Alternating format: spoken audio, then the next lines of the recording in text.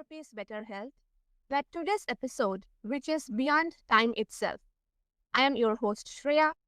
Our guest, Andrew Wilson, is a trauma informed fear coach and quantum healing hypnosis technique practitioner who guides people from fear to deep freedom. From childhood trauma to soul reclamation, Andrew's journey reveals how our past lives, yes, even those long before this one, can hold the key to our deepest healing. Let's dive into the timeless truth that the healing we seek might already be written in the stories our soul remembers. Welcome, Andrew. I'm honored to have you on my show. Thank you for having me, Shreya. Andrew, many listeners might be new to the concept of past lives. How did you first discover that your own healing was connected to lifetimes beyond this one? I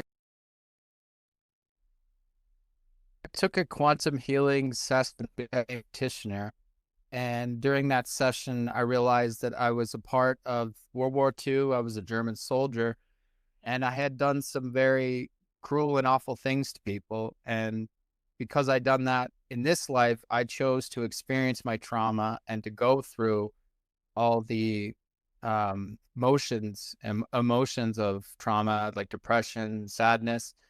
And I chose to be bullied. I chose to have every door and opportunity closed in front of me because of the things I had done in the past life.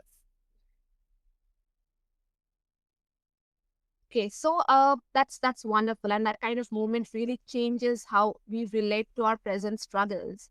And was there a specific memory or experience in quantum healing that completely reframed your understanding of your current life struggles?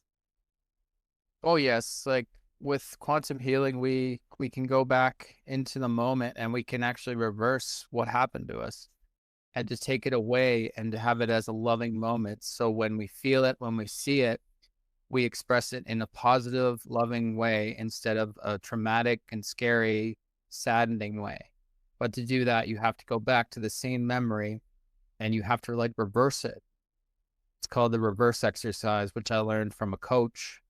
And it's also taught, like Neville Goddard speaks about it in his book, The Power of Awareness, and just understanding that you can change the course of your past, but really our past doesn't exist. It's only our present that exists. So Yes, it's yes, that's interesting when so you true. actually. That's so true, and thank you for that insight also. And how do you help clients distinguish between present life trauma and past life imprints? That's entirely up to the subconscious mind. So what I do in this session is I'll do a 2-hour interview, get to know the client, and then I'll put them into hypnosis. But that's up to the subconscious. The subconscious will only show you what you're meant to see or what you're ready to see. And sometimes it won't show you anything because you're blocked internally and mentally. And until you release those blocks, you cannot get to a past life or a present life. Yeah, that's something so delicate about untangling the what the body remembers also. That's so wonderful. And also, can one be masking the other? And if so, how do we gently reveal that what the soul is really trying to say? It's about listening to your heart and becoming more aware. Like I found with journaling, I became more aware. I would just close my eyes and I would let my thoughts go unconsciously and see what my unconscious thoughts would tell me. And I got really good at listening. It's just we don't know how to listen because there's so much noise and we never get a moment's peace. So the best thing that I've learned through is meditation. Meditation, you get a lot of answers, or journaling. Yes. And I think we just hustle a lot of time, but sometimes we really need to stop and listen to ourselves, our heart. That really helps us from get through the struggle that we are doing, and that's so true. And you also talk about fear being a doorway, not a dead end. So, how does past life regression help someone face fear with more clarity and courage? Well, for one, when we do the sessions, a lot of people, when they do their past life, they'll have to go through a death scene. So when you see yourself, you see your soul as having a death scene, it takes the fear and trauma away from death, for one. And two, it makes you like understand that this life is based on what happened to you in the past life. And it's interesting because your family members could have been a part of your past life. Same with your relationships. It's all connected energetically. And where the neat part about it is like we've seen historical events and we haven't realized it until we do a quantum healing session. And that's the beautiful thing that I've understood about it. Yeah. So it kind of takes away like fear, because fear is an illusion. An illusion, it's false evidence appearing real. So we put it into perspective because we were taught that fear is real. But the fear is within us. And once we let go of the fear within us, then we're the hero in our own story instead of the victim. Yes, that's such a reframe, and fear is the block. Uh, I mean, sometimes it isn't the block, but it's the doorway also. But when you do that to the clients, what's the very common reaction you see, like when they face the death sin of their past life? A lot of people go through a traumatic experience and some people go through a positive experience. It just depends on the life you chose. So some can have a very horrific death, and that death could come to this life from all that trauma, the generational trauma that we hear about. It's not generational trauma, it's our trauma from generations. So with the traumatic events that happened to us in our past, they follow us to the present. That's a very nice and very reframing insight also. So, is there a shift in identity that happens when people realize they're more than just this one lifetime?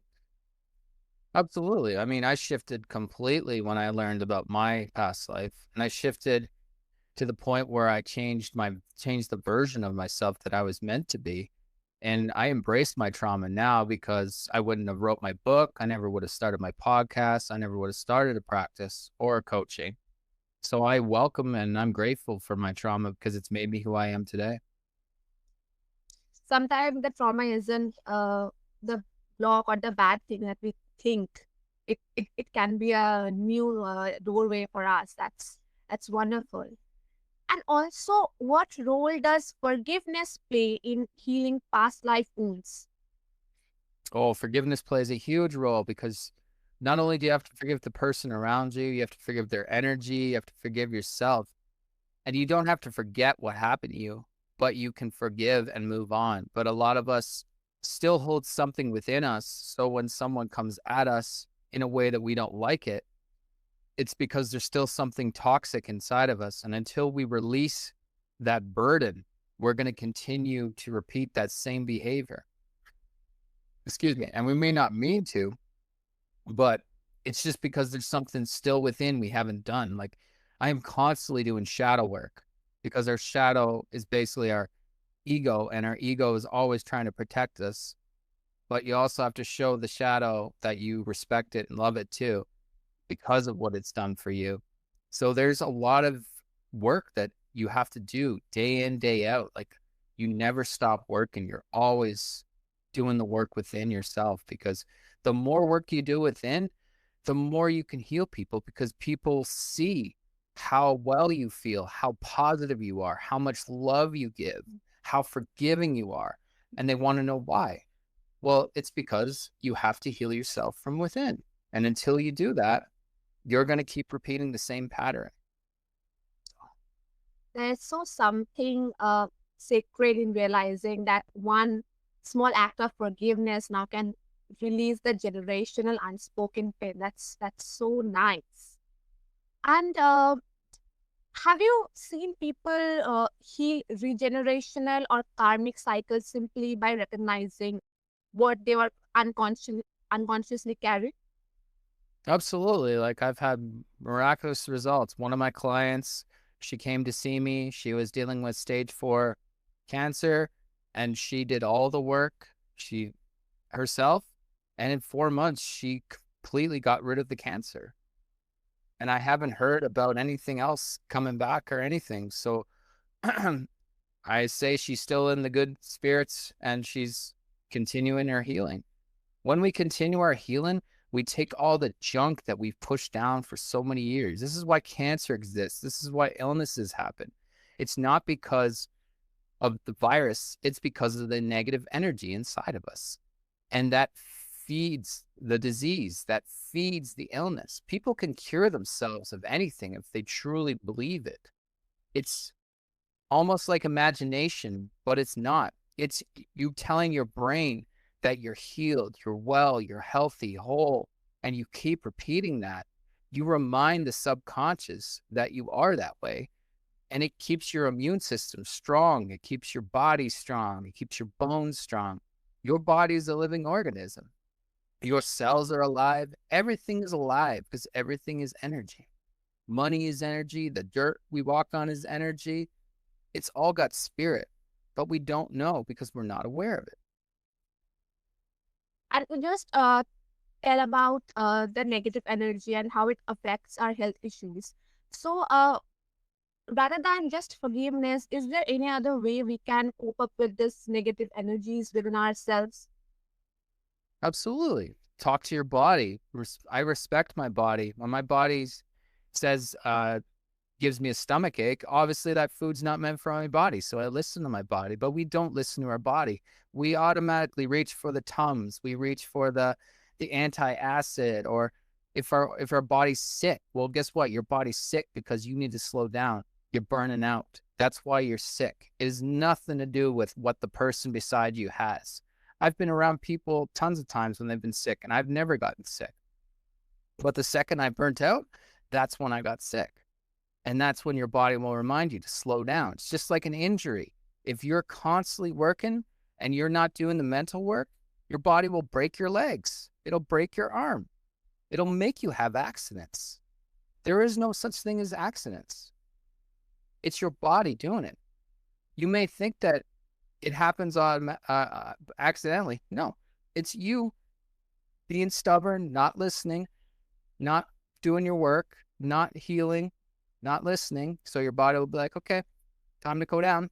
And then it'll drop you right to your knees. That's so wonderful that we often blame others and other situations and all these things because of our health. But sometimes it's just us who is the reason of our health issues, and we have to deal with that. That's so wonderful to know about that also. And you create soul led spaces for healing. What does that space look like and feel like for someone who never experienced it? It's a calm, peaceful environment. Like I want someone to feel like they're at home, like we're two friends talking amongst each other. It's like what I do in my podcast. I create a safe space so people can share their journey and talk about their story. And there's no judgment. There's no need for judgment, really. If I'm going to judge someone, I have to judge myself first. And if I'm judging myself, then there's something I'm still not doing within. So you got to be aware. It's all about being mindful. And when you're mindful and aware, plus I'm an empath, so I can feel people's energies and I know where they're off. So I feel the energy. I feel people the way they are inside a room. And I just kind of give them space and let them come to me whenever they're ready. I don't force nothing. I don't pressure anybody to do anything don't want to, because we have free will. Whether or not people believe it, you have the free will to say or do whatever you want. We may not agree with it, but that's your right. That's your privilege. And don't forget that. But we have forgotten that. We choose to forget that. We choose to follow someone else's idea instead of our own. We choose to follow someone else's identity instead of our own. When you become whole and forgive every part of you and love every part of you, you can love anyone. And this person could be doing terrible things, but you still love them because you realize they are dealing with their trauma. They haven't let go of their trauma. They haven't done the work.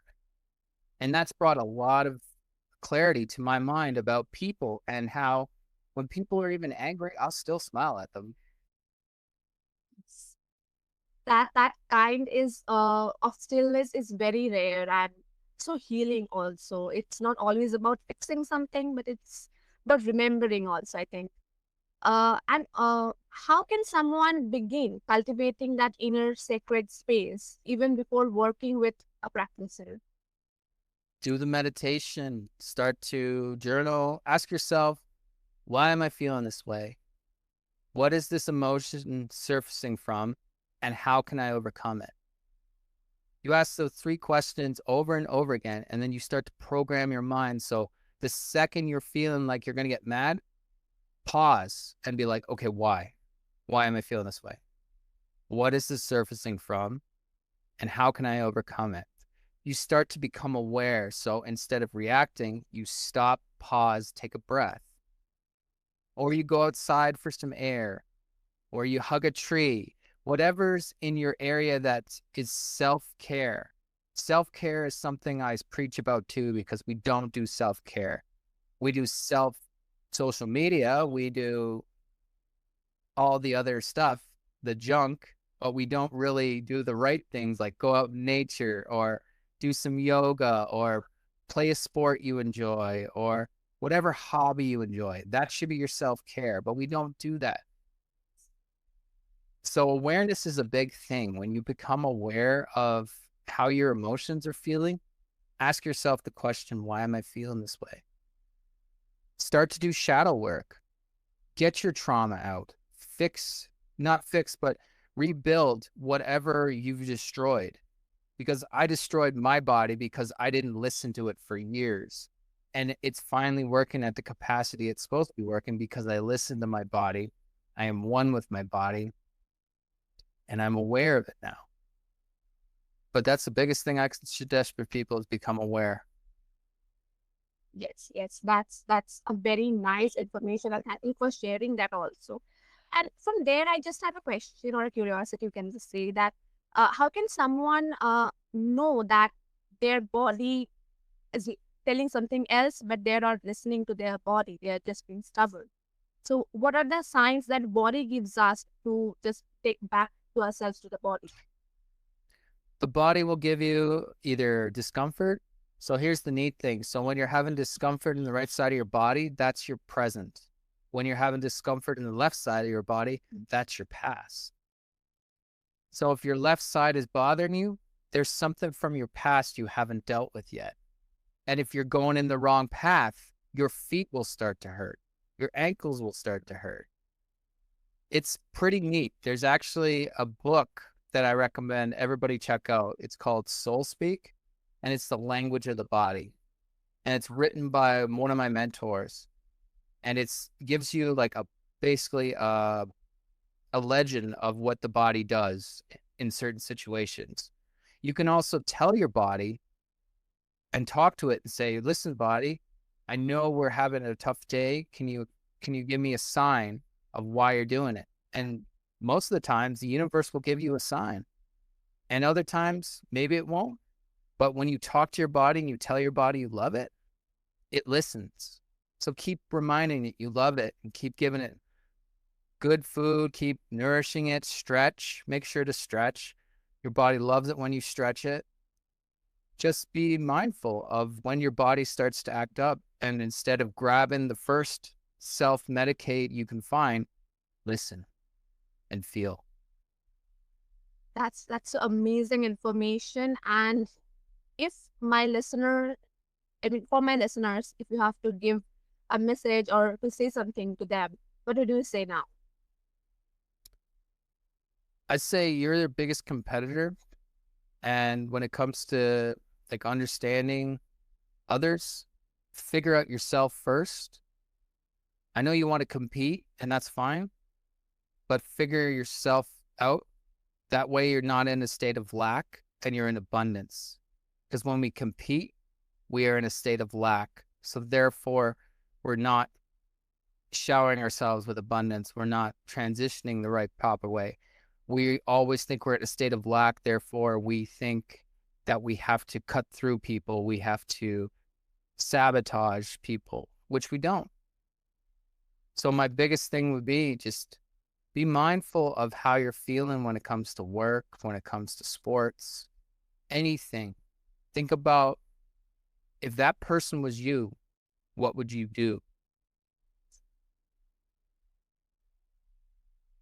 That's so nice, and thank you for sharing your plethora of knowledge. And if my listeners want to connect with you, then what's the best way? You can connect with me on my podcast, Beyond Transcendence with Andrew. You can reach me at my email, btwa2024@gmail.com. I also released a book called The Enemy Within, Fear is Our Greatest Opponent. It's selling now on Amazon. But if anyone wants to reach out to me on email, I'm always welcome for new chats, new people. I love making new relationships, building a new community of like-minded individuals that they want to do something for themselves and then do something for others after that. Yes, yes. And I will make sure to attach all the details and links below so that our listeners can find them easily. And with that, we have come to the end. So, listeners, Andrew Wilson shows us that healing isn't bound by the clock. It's a timeless remembering of who we have always been. So, if you have been feeling stuck in a pattern or pulled by something you can't quite explain, maybe it's not just your past. Maybe it's your soul reaching through lifetimes, asking you to rise.